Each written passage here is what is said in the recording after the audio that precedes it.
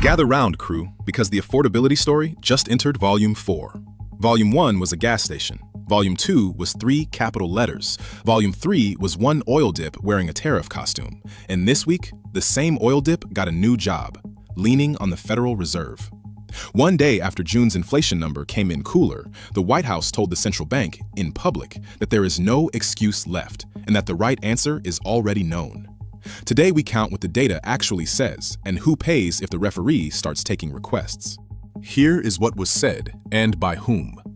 Kevin Hassett, the director of the National Economic Council, said the Fed has no excuse to raise its benchmark rate after June's report.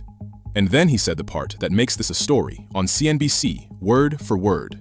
We absolutely, at the White House, respect that Kevin Warsh is going to drive the committee to the right answer. Sit with that phrase, friends. The right answer. Not the answer the data supports, the answer known in advance that the committee is expected to be driven to.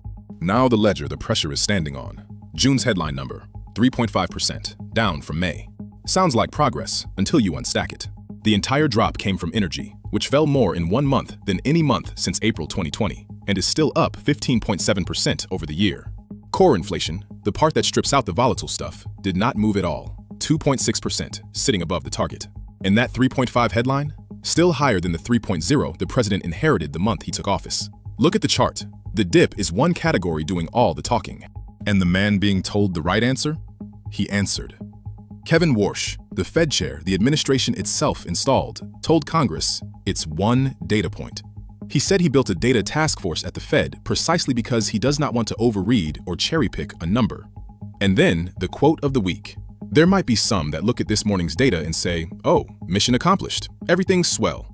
That is not my view. The White House's own chair, handed the right answer, declined to receive it. Then came the very next morning's receipts.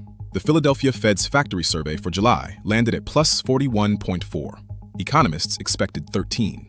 And inside that blowout, the prices paid index, what factories say they are paying for inputs, rose again to 53.9. Follow the chain with me, crew. Factories pay more, shelves charge more, your cart costs more, with a lag of a few months. The no excuse data was 1 day old when the next data point started arguing with it. Why does the pressure itself matter, beyond one meeting? Because the entire reason the Fed exists outside the White House is that every government in history wants cheap money before an election, and the ones that get it hand the bill to your groceries. Rates set by a podium instead of by data are how a currency loses the world's trust, and how inflation stops being a number and becomes a regime. The phrase, the right answer, is the tell, friends. Answers that are right before the meeting are not answers. They are orders. The fair shake, because we always deal it. If inflation genuinely cools and keeps cooling, cutting rates is not a favor to the White House. It is the Fed's actual job. And holding too long has real costs too. Mortgages, small business loans, hiring. A sustained run of reports like June's would make the doves right. But sustained is the whole argument.